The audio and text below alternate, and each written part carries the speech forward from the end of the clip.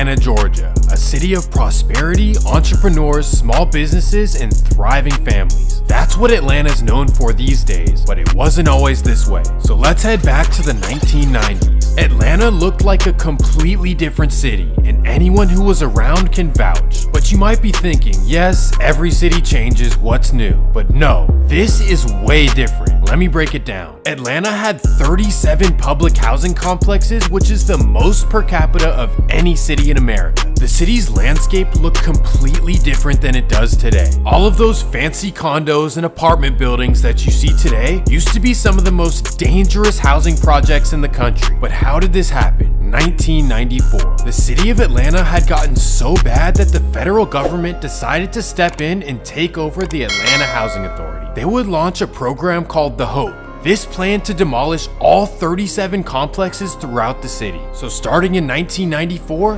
this would all begin. Residents would get the notice on the door saying that it's time to pack your bags and leave. But where do these people go? Well, the city would give the residents something called Section 8 housing vouchers, meaning that they can keep paying their same rent and they can choose where they want to live. It's really a win-win for the residents, right? The head of the project would even celebrate that these residents can now move to upscale communities like Buckhead, Midtown, or Lenox. But that's not what happened at all. Atlanta landlords were not accepting these vouchers even though they would receive tax credits. So pretty much they had every incentive to do it, but nope, they were not budging. So tens of thousands of these Atlanta residents began looking elsewhere. And what they found out is that plenty of cities would gladly accept their vouchers. Decatur, Panthersville, Forest Park, Riverdale, East Point, and many more middle-class suburban and country towns would begin filling up with former public housing residents. In fact, in the 1990s, Atlanta lost over 100,000 residents. And as more and more people began moving out to the east and south of Atlanta, these areas began to change very quickly. And that brings us to the new Atlanta. Although the borders of the city never officially changed, all of these outside areas are now known as Atlanta, and most importantly have the same credibility as the city itself.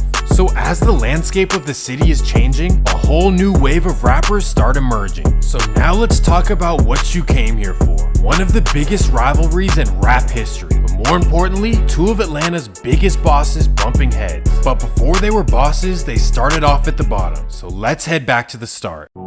First, let me introduce you to a young man named Jay Jenkins. He grew up about 2 hours south of Atlanta in a small town called Hawkinsville, Georgia. And Hawkinsville is famous for absolutely nothing. It's your typical rural small town with one major issue: poverty. And like many others in Hawkinsville, Jay grew up in a trailer park with a mother who was struggling financially and with sobriety. So at a young age, Jay began hustling to make money, and he was really good at it. But one day, his friends connect him with some new clients. So he walks in their trap, and that's where he sees his mom laying on the couch. At this moment, Jay is affected in two ways. First, seeing his mom in that condition, and secondly, knowing that she's a client of his own friends. So Jay decides to take it on the chin by realizing that money is the motive at the end of the day. And after this moment, he would go harder and harder, but then reality would hit. In 1997, at 16 years old, Jay would get arrested and sent to a boot camp for 9 months. And at this boot camp, absolutely zero progress would be made. That's because he would be roommates with another teenager named Demetrius Ellerby, also known as Kink. Kink would either be the worst or the best person for Jay to meet, depending on how you look at it. That's because Kink was just like him, except in a bigger area called Macon, Georgia. So anything that Jay was making in Hawkinsville, Kink was tripling that in Macon. So after the 9 months at the boot camp, the two would go their separate ways. And during this time, Jay would completely take over the South Georgia region. He was reportedly touching millions of dollars before the age of 20. But despite the success, his eyes were set on way bigger dreams. So a couple of years later, he would link back up with Kink. And mind you, Kink is getting a ton of money at this time as well. But their business plans had nothing to do with the streets. They would start a music label called Corporate Thugs Entertainment, also known as CTE. Jay would even build a studio where young artists could record for them. And soon enough, they have a star in their hands. But sadly, he would get caught up and receive a life sentence. So here they are with tons of cash, a record label, but no artists. So there's only one solution left.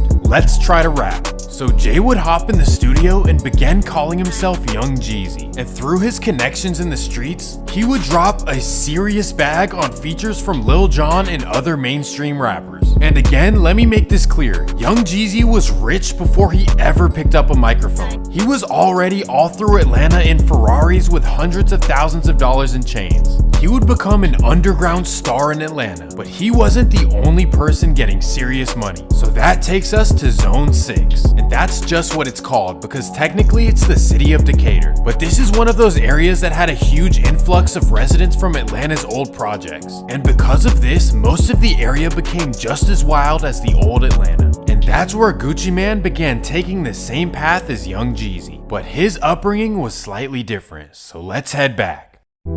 He didn't grow up rich or anything, but his mother is a college graduate and school teacher in Atlanta. And because of this, he was a good student for most of his childhood. But during his teenage years, he began getting sidetracked from school as his hustling ways started. It all started at 14 while he was getting a snack from the gas station. He runs into a cute girl and she asks him if he wants to, let's say, inhale and exhale with her. He had never done it before, but he figured that he had to say yeah. And from that day, everything in his life would change. He became known for getting money at that same gas station on Boulder Crest Road. And at first, he had no issues. Money was fast and no one was bothering him. But things would begin to change once the money got bigger. And that takes us to 1995. It's a normal winter day after school and Roderick is doing what he does. A man approaches him and asks him if he would work for him. And by work, you know exactly what I mean. But Roderick is happy with the guys that he gets money with, so he declines the offer. 3 hours later, Gucci Mane is hustling behind the car wash on Boulder Crest Road. He hears something and turns around. Boom! Right there behind him is the man that he had just met earlier. He tells Roderick to give him everything, and they both know exactly what everything means. The man already knows who he is and definitely knows what he has in his possession. But for whatever reason, Roderick takes a risk. He is not going to give up his work, so instead he hands the man $40 in his wallet. But that's not what the man is looking for. A decision like that can cost him his existence. But thankfully the man doesn't go inside his pockets and dips off. So Roderick goes back to his wall plug and tells him the entire story. Except he lies about one thing. He tells the wall charger that the man took his you-know-what. So the man feels bad and gives him $400 so he can get back on his feet. So at the end of the day, Gucci really finessed the situation. Only in Atlanta, for real. But this wouldn't be the last time that he would get tested. But this time, Gucci knows one thing. He can't do everything alone. So he begins rolling with a friend named Otis Williams Jr., also known as OJ the Juice Man. Together, they would attend McNair High School. And for those who don't know, this high school is notorious for serving 3 areas: East Atlanta, Decatur, and Panthersville. And because of this, tensions between students are very high. And that takes us to May of 1997. It's the last week of school and a food fight breaks out between different groups in the cafeteria. Gucci gets food splattered all across his shirt, so he slowly gets up and boom! He slaps the guy who threw the food. Everyone freezes. That's because the kid he just hit is from a group called the East Shoals Boys. This is a large group of guys who claim the Panthersville area, but Gucci does not care one bit. That's because they're from Panthersville, which used to be the suburbs. But Gucci would be met with a big surprise. The East Shoals Boys are with everything he's with. And for the next year, many altercations and incidents would occur. Gucci would head down to Panthersville, and in return, they would leave his close friend Javon injured very badly. And in response, Gucci absolutely handles the East Shoals Boys by himself, or at least that's how he tells it, and then they never mess with him again. Gucci would graduate in 1998, and from there, he would take his hustle to a whole new level. And along the way, his passion for music would lead him to the studio. Inspired by Tupac, Spice One, and Master P, Gucci Mane would try to start his career. A friend of his would connect him with a young man named Xavier Dotson. He had just moved to East Atlanta from San Francisco and was looking for artists to make beats for. And quickly he would find out that Gucci is the perfect fit. But it wasn't that easy. At first, Xavier was making West Coast beats, and let's be honest, no one in the South wants to listen to E40. So Xavier would switch up his style to fit the region, and that's when history is made. 2005. Gucci and Xavier, who's now known as Zaytoven, have been working together for a while. And in the studio one day, a magical beat starts playing. the So Icy beat. And this is where two worlds collide. Young Jeezy hops on the first verse and Gucci hops on the second. And boom, they have the song of the year. Now mind you, before So Icy, both Gucci and Jeezy were already the biggest underground rappers in Atlanta. So Jeezy's CTE label and Gucci and Zaytoven coming together was monumental. But this is when things instantly fall apart. Young Jeezy reportedly gets upset about not getting money from the song, and truly he wanted the song on his album. But Gucci wanted to keep the song for himself. So Jeezy offers to pay Zaytoven a ton of money. Now mind you, at the time, Zaytoven is still living in his parents' house while cutting hair. And rumors say that Jeezy and Def Jam offered him a big bag, like serious life-changing money. But Zaytoven's loyalty ran with the guy that he's been working with for years. Honestly, that shows something about his character. The money did not change his loyalty, and Jeezy was pissed off. So behind closed doors, Jeezy would allegedly start bad talking about Gucci. And trust me, Gucci does not like to be played with. But this split would go public when Young Jeezy goes to the studio and records a song called Stay Strapped. In the song, he puts a $10,000 bounty on Gucci's chain. Now it's time for Gucci to respond. But instead of getting in the booth, he would do an interview where he does not hold back. And make you feel this way that you feel right now. Nigga tried to get my song on his album, and after he couldn't do it, you know what I mean, just came out of it. So what he started doing exactly? You know, it's just making diss records. Going on the radio saying you know what I'm saying, popping to and shit. Was he doing that in Atlanta or in markets that you might not have been in? He was going to markets I ain't been in yet and do a show before I get there and tell them don't buy my record when it come out. You actually heard that cats was saying like, don't buy Gucci out. I seen it on videotape. So that what made me just flip out like this. May 10th, 2005. Gucci is at a girl's house in Panthersville, located only a couple minutes down from East Atlanta. They're sitting back chilling when they hear a boom. 5 men run inside, and this is where things get crazy. The men want one thing, Gucci's chain, but he's not having it. Bang! What just happened? Well, nobody would know, not even the police. That's because they wouldn't receive a single call about anything in the area. 2 days later, May 12th, 2005. Columbia Middle School ends their school day and the kids go play in the area. A group of 7th graders decide to walk through the woods, and that's where they find something they wish they never saw. So they call the police, and the man is identified as Henry Clark III of Macon, Georgia. This would have the police extremely confused. What was this man from Macon doing in Panthersville? So they contact the family and find out that he's a rapper signed to Young Jeezy's CTE label. And once they find this out, all eyes are pointed in one direction. But it would be a little while before they would gather enough to officially name him as a suspect. Because remember, at this point, all they have is a body and nothing else. Everything else was cleaned up very well. But that would change on May 19th, 2005. Gucci is officially a wanted man. He decides to turn himself in later in the day. The news breaks out and everyone is in shock, even Zaytoven. He had no clue that this happened, but claims that he could tell something was weighing on Gucci's mind, so it ended up making sense. At his first appearances, Gucci pleads his innocence, claiming self-defense. But the prosecution is not buying it, and this right here should be a lesson to everyone. Listen closely. The reason that they weren't buying it is because of everything that happened after the incident. Number 1, why didn't Gucci call the police directly after if he's innocent? And more importantly, why was the area wiped of all evidence? This right here is the worst thing you can possibly do if you want to claim self-defense. You always need to be the one to call first and present your side before anyone else can. And this huge mistake would have things looking really bad for him.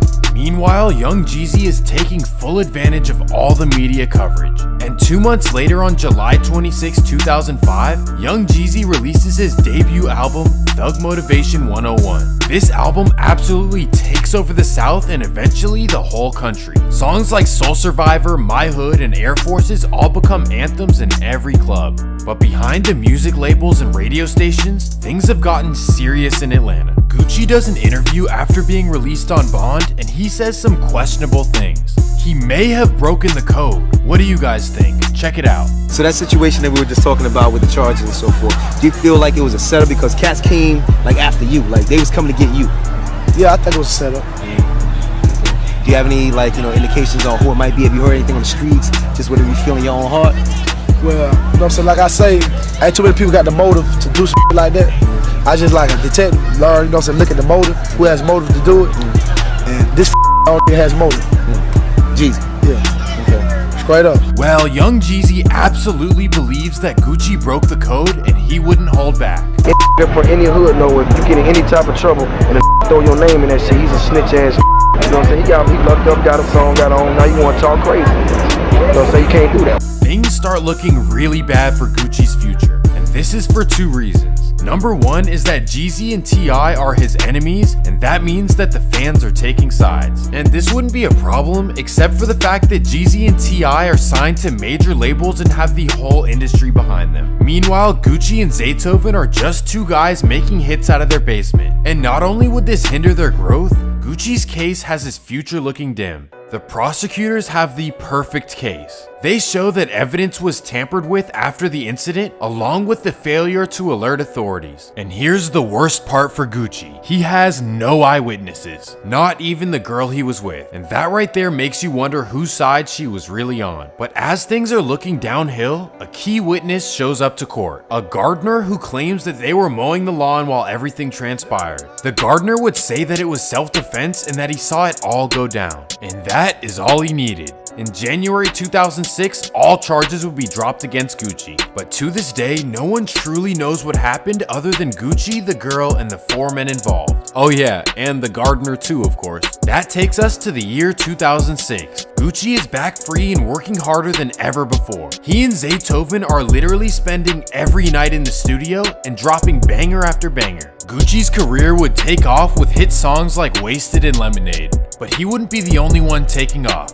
Young Jeezy would drop hit albums The Inspiration and The Recession. But just because his music is selling does not mean that everything is going well. Sadly, young Jeezy would face an unfortunate situation. His friend and business partner Demetrius Ellerby claims that he owes him $5 million. The claims say that Jeezy failed to pay him for executive producing his albums. Ultimately, Demetrius feels entitled to half of Young Jeezy's profits. This was unexpected to say the least, and Young Jeezy must have felt blindsided. He would file a counter lawsuit claiming that he and Ellerby were never friends, and he would say that they never agreed to split profits from his music. So how did this turn out? Well, Young Jeezy would win the case because he was able to prove that there was never a written agreement to share any profits. So thankfully, he was able to keep his money. But after all, it seems that many of the issues in Jeezy's life occurred about money. But I guess that's just the life of a successful man. Now let's talk about the new Gucci, because after coming home in 2016,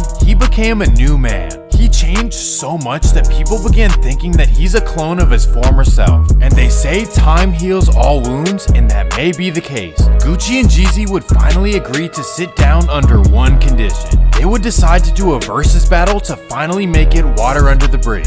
The 2020 versus battle. Despite all the time passed, the tensions in the room were very high. And that would only get worse when Gucci would diss Jeezy's friend and former artist Pookie Loc. This right here was a wild decision by Gucci because this versus was meant to let bygones be bygones. And honestly, I found it amazing that Young Jeezy just let it go.